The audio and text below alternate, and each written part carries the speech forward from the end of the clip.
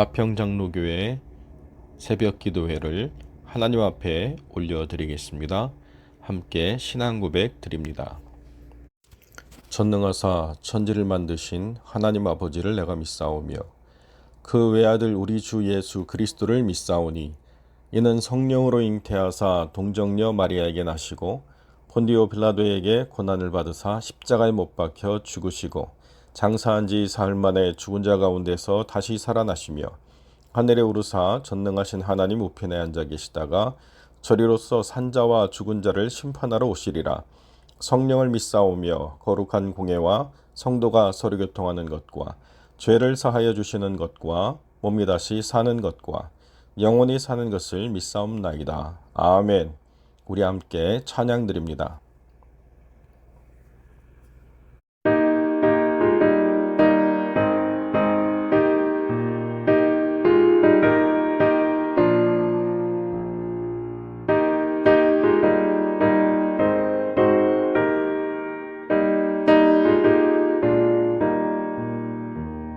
생명의 주여 멸류관 받으시옵소서. 날 위해 쓰신 가시관 나 기억합니다. 저 겟세마네 기도를 늘 기억하게 하시고 그 십자가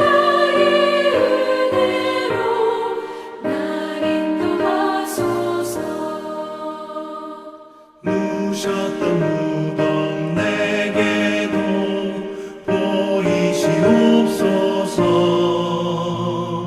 잠드신 동안 천사가 굳게 지키었네.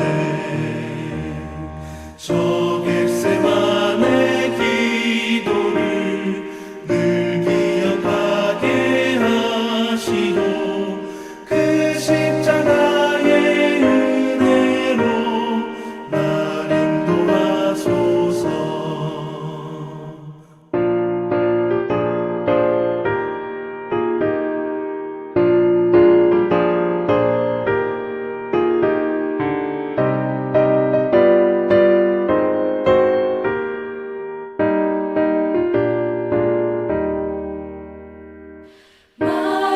마리아처럼 새벽에 주께로 갑니다. 빈 무덤 내게 보이사 날 가르치소서. 저 겟세마네 기도를 늘 기억하게 하시고 그 십자가의 은혜로 날 인도하소서. 고난의 잔을 날 위해 다 마셨나이다. 나 항상 나의 십자가 감당케 하소서. 저 겟세마네 기도를 늘 기억하게 하시고 그 십자가의 은혜로 날 인도하소서. 아멘.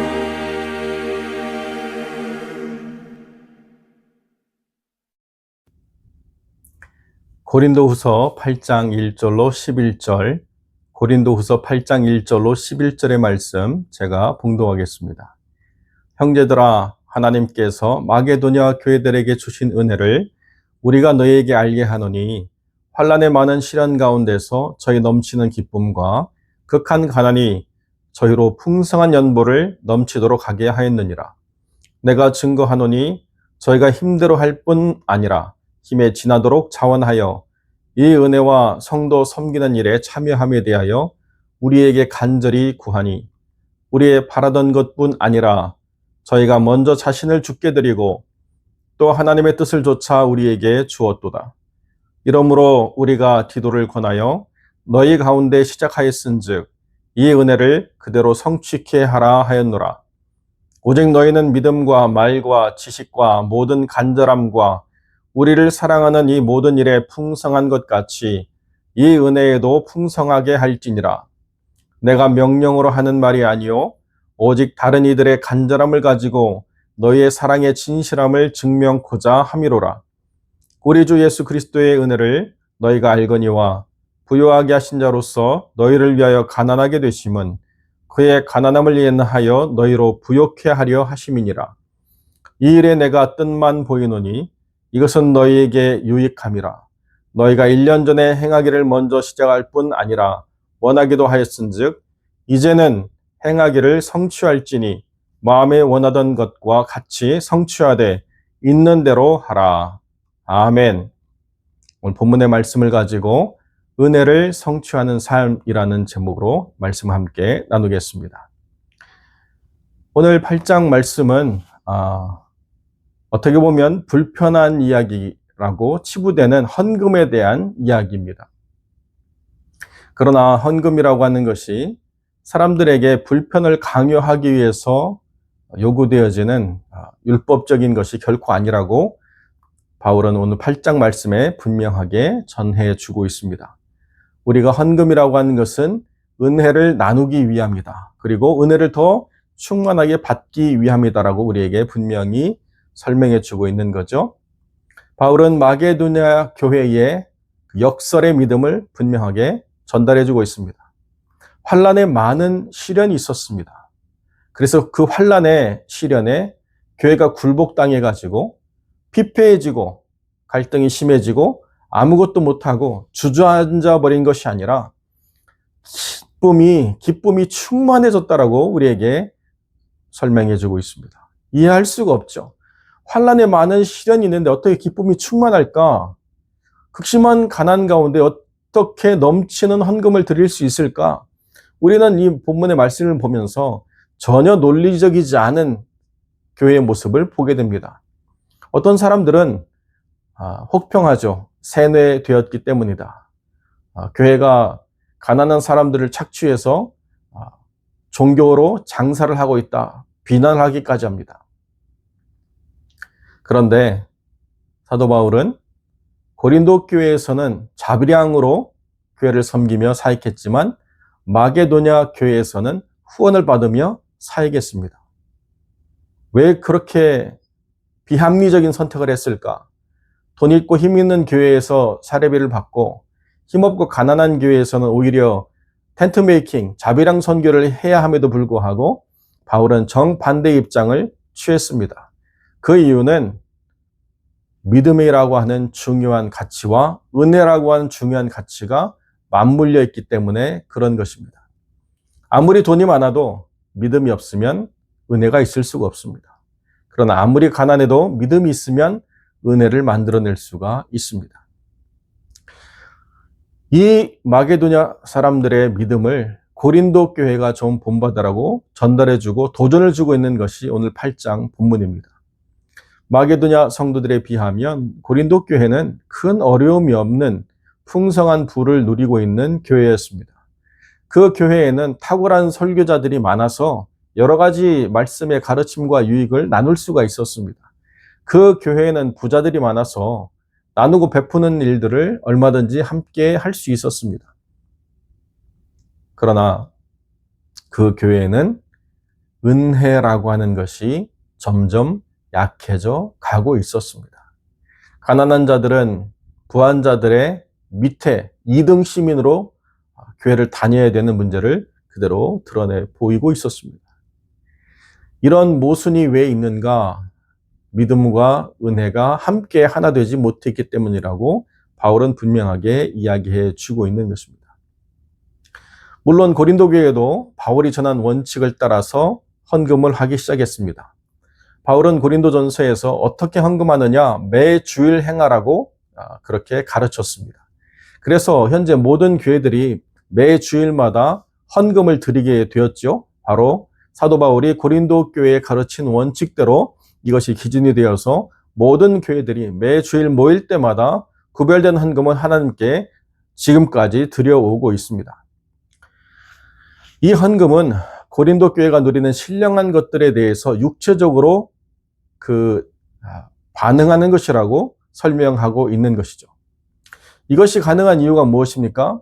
은혜에 대한 이해가 있을 때 가능하다는 것입니다. 하나님이 내게 주신 모든 것이 크신 은혜요 선물이다.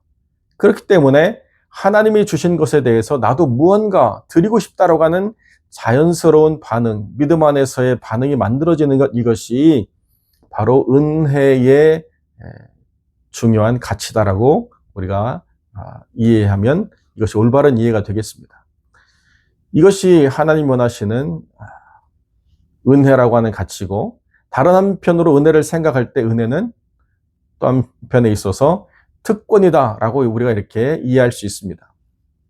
NIV 성경은 4절에서 나온 은혜란 단어를 grace만이 아니고 privilege, 특권이란 단어로 번역해 놓았습니다. 누군가에게 베풀 수 있는 특권을 가진 사람, 바로 그 사람이 은혜를 받은 사람이라고 설명해 주고 있다는 것이죠. 특권이 박탈된 사람, 그래서 그 특권을 사용할 수 없는 사람이 아니라 그 특권을 가짐으로 그 특권을 마음껏 사용할 수 있는 사람이 되라고 그렇게 우리에게 도전을 주고 있다는 것입니다. 뭐가 특권입니까? 한계를 넘어서는 능력을 경험하는 특권이라는 것이죠. 내가 받은 것만큼 누군가 이 귀한 것을 맛보게 해주고 싶다라고 하는 그 거룩한 열망이 만들어내는 특권을 누려보라고 성경은 우리에게 이야기해 주고 있습니다. 이런 특권을 누릴 수 있는 자격이 누구에게 있습니까? 한없는 은혜를 우리에게 주신 아버지 하나님과 우리에게 생명을 주신 예수 그리스도의 그 넘치는 사랑, 그리고 우리를 성전 삼으셔서 우리와 함께 하기를 기뻐하시는 성령 하나님의 은혜를 깊이 맛보는 사람만이 이 은혜를 나눔이 특권이라고 분명하게 깨닫게 된다는 것입니다.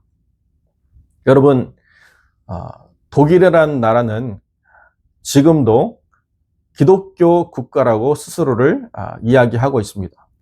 왜 그런가 하면 자기가 자기의 종교를 등록하게 돼 있습니다. 그래서 만약에 내가 기독교인이다라고 이야기하면 내가 받은 월급이 내 손에 돌아오기 전에 10의 1조를 원천 징수합니다. 그래서 그것이 국가가 관리하는 부분이 되어버리는 것이죠. 나를 기독교인이라고 등록하는 순간부터 국가가 내 소득의 11조를 떼서 교회에 전달해 줍니다. 그래서 독일 교회가 풍성해졌습니까? 전혀 그렇지 않죠. 2차 세계대전 이후로 독일 교회는 완전히 힘을 잃어버렸습니다. 명목상의 그리스도의 국가라고 하는 가치만 드러냈을 뿐이지 전쟁을 일으킨 국가, 또 거기에 동조한 교회, 힘을 잃어버린 교회는 아무런 힘을 드러낼 수가 없었습니다. 그렇게 국가에서 10의 1조를 세금처럼 가져간다고 하더라도 은혜를 만들어낼 수가 없었습니다. 맹목적인 나눔, 아무런 가치가 없다는 거죠. 하나님의 은혜를 깊이 경험한 사람들만이 이 은혜를 나눔이 특권이 될 수 있다는 것입니다. 그렇지 않으면 서로가 불편한 일들밖에는 존재하지 않게 되는 것입니다. 지식이라고 하는 것은 고대에서는 소수의 사람들만 누릴 수 있는 특권에 해당했습니다. 그렇기 때문에 그것을 전달하는 말도 특별한 사람들이 누리는 학문으로 발전하게 되었습니다. 우리는 그것을 수사학이라고 이야기합니다. 고린도 교회는 지식과 말에 간절함을 가진 교회였습니다. 그래서 아볼로에게 매료되었고 유대주의자들의 논조에도 흔들리기도 했습니다. 그들은 오히려 많은 것을 가졌기 때문에 혼란스러웠고 많은 것을 선택할 수 있었기 때문에 오히려 아무것도 할 수 없는 상태가 되어버리고 말았습니다. 그리고 누군가에게 베풀 기회를 많이 가졌다라고 이야기할 때 그것을 특권으로 받아들이지 못하고 혼돈과 무기력에 빠져버리고 말았습니다. 다른 누군가에게 선한 영향력을 미쳐서 그들이 땅에 묻었던 한 달란트를 과감하게 사용하는 권리를 행하지 못했다는 거죠.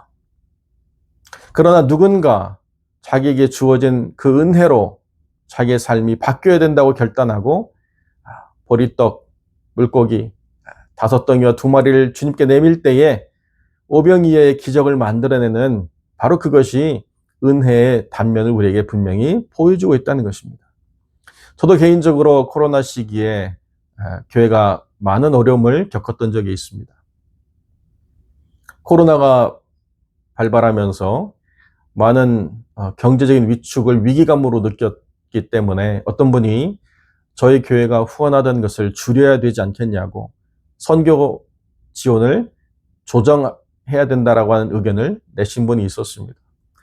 그분은 교회의 처한 상황과 또 모든 것을 이해하면서 그것이 현 상황에서 가장 적절한 대안이 아닌가라고 생각하셨습니다. 물론 그분의 판단은 현실적으로 올바른 판단이었습니다. 그런데 목사인 제가 영적인 눈으로 그것을 보니 하나님이 기뻐하신 일이 결단코 될 수가 없었습니다. 그래서 성도들에게 도전을 줬습니다. 우리가 이 미국이라고 하는 부유한 나라에서도 이렇게 힘든데 가난한 나라를 섬기는 선교사들은 지금 얼마나 힘든 상황인지 우리가 생각하고 그들을 위해서 우리가 좀 더 열심을 내자. 많은 성도들이 그 선한 영향력을 끼칠 수 있는 중요한 순간에 그들이 가진 특권을 사용하기 시작했습니다. 그래서 그 이전에 우리가 잡았던 예산보다 더 초과해서 150%라고 하는 예산을 우리가 선교에 쓸 수 있었습니다. 잡아놓은 예산보다 더 많은 후원이 들어온 것이죠. 어떻게 그럴 수 있었습니까? 우리가 처한 상황을 보는 것이 아니고 하나님이 우리에게 기대하는 것을 믿음으로 결단하며 나갔기 때문에 우리가 그 상황 속에서 더 많이 선교사들을 후원할 수 있었습니다. 그러면 교회는 힘들어졌느냐? 아니요. 교회도 정한 예산을 다 감당해 나갈 수 있었습니다. 이것이 특권이라고 하는 사실을 깨닫는 순간 하나님은 우리에게 또 놀라운 은혜를 베풀어 주셨다는 거죠. 우리는 종종 우리가 정한 목적에 도달하지 않게 되면 그 모든 수고가 무용하다라고 하는 무용론에 빠지게 될 때가 있습니다. 더 나아가서 적극적인 반대자가 되어서 그 모든 은혜를 나눔에 있어서 모든 것을 막는 일을 벌이기도 합니다. 여러분, 은혜라고 하는 건 우리가 무언가를 집어넣어서 우리가 기대한 무언가를 얻어내는 것이 은혜가 아닙니다. 그것은 투자죠. 우리는 선교나 구제나 여러 가지 하나님의 일들을 투자하는 사람들이 아닙니다. 우리는 단지 은혜를 나누는 사람들입니다. 우리가 원하는 기대가 우리에게 눈으로 보여지지 않아도 우리는 은혜를 나누는 사람으로서 충분하다는 것입니다.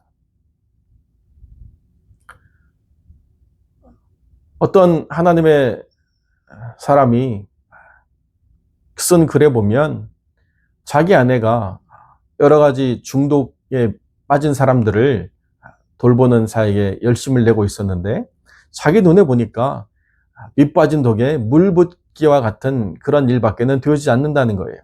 아무리 애쓰고 아무리 노력해도 늘 그들은 그 상태로 돌아가 있고 뭔가 변화가 없는 것 같아서 이제 그만해야 되지 않겠냐라고 아내를 설득하기 시작했습니다. 그 아내가 그 남편보다 더 지혜로운 이야기를 했습니다. 우리는 단지 섬길 뿐이다. 그 나머지는 하나님이 하실 것이다. 우리가 하나님이 하실 것까지 우리가 만들어내려고 해서는 되어지지 않는다. 우리는 받은 은혜를 나누는 사람으로 족하다. 이것이 그 아내의 지혜로운 대답이었습니다. 여러분, 우리가 은혜를 특권으로 생각해서 그 은혜를 사용할 때 우리를 좌절하게 만드는 더 강력한 악의 의지를 경험할 때가 있습니다. 그래서 고난을 당하기도 하고 손해를 입기도 하고 또 원망을 들을 때도 있고 도와줬던 사람들에게 상처나 배신을 당하는 경우가 발생하기도 합니다. 왜 그렇습니까? 이게 하나님의 일이기 때문에 사단의 회방이 있는 것이 너무나도 마땅하다는 거죠. 하나님의 일이기 때문에 그 일이 되어지지 못하도록 하는 사단의 회방이 있는 것, 이것이 우리가 바른 일을 하고 있구나라고 하는 것을 느낄 수 있는 역설적인 깨달음이 되어야 된다는 것이죠. 그렇기 때문에 은혜는 특권이고, 그렇기 때문에 은혜는 나누는 것입니다. 은혜가 우리가 정한 목적을 달성하지 못한다 하더라도 은혜는 은혜로서의 기능을 충분히 이루어냅니다. 그것이 어떻게 뿌리 내리고 어떻게 자라나서 어떤 열매를 맺을 것인가를 우리의 관점으로 바라보지 못할 뿐이지, 이미 땅속에 내린 뿌리를 우리가 보지 못하지만 열매를 얻는 것처럼 어떤 하나님의 역사가 이루어지지 못하는 것을 우리가 보지 못하더라도 하나님의 열매를 기대할 수 있다는 것이죠. 성경은 은혜를 특권으로 누리고자 하는 사람들에게 하나님의 특별한 보호하심이 있다라고 우리에게 말씀해 주고 있습니다. 그리고 그 여러 가지 어려움 가운데서도 하나님이 그 일들을 지속할 수 있는 힘과 능력을 주셨다는 것을 사도 바울은 너무나도 아픈 체험으로 우리에게 이야기해 주고 있습니다. 고린도후서 11장 23절로 27절 우리가 읽진 않았지만은 바울이 겪은 일들, 바울 스스로가 이렇게 이야기하고 있습니다. 내가 수고를 넘치도록 하고 옥에 갇히기도 더 많이 하고 매도 수 없이 맞고 여러 번 죽을 뻔하였으니 유대인들에게 40에 하나 감한 매를 5번 맞았으며 3번 대장으로 맞고 1번 돌로 맞고 3번 파선하였는데 일주야를 기품에서 지냈으며 여러 번 여행에 강의 위험과 강도의 위험과 동족의 위험과 이방인의 위험과 시내의 위험과 황야의 위험과 바다의 위험과 거짓 형제 중에 위험을 당하고 또 수고하고 애쓰고 여러 번 자지 못하고 줄이고 목마르고 여러 번 굶고 춥고 헐벗었다라고까지 이야기하고 있습니다. 그럼에도 불구하고 사도 바울은 분명하게 지금 살아서 은혜를 증거하는 자로 세워져 있다라고 하는 것을 고린도 교회의 성도들이 다 깨달아 아는 거죠. 그 어떤 위협도 바울을 꺾을 수가 없었습니다. 그 어떤 위협도 은혜를 나누려고 하는 하나님의 거룩한 열심을 꺾을 수가 없었다는 거죠. 뿐만 아니라 은혜는 우리의 삶 전반을 통해서 함께 나아가는 동행자입니다. 한 번 실행이 옮기고 끝나는 것이 아니라 계속해서 우리와 함께 우리의 삶에 동행하는 동행자가 되어야 된다는 것입니다. 은혜를 내 삶에서 늘 베풀어 내야 됩니다.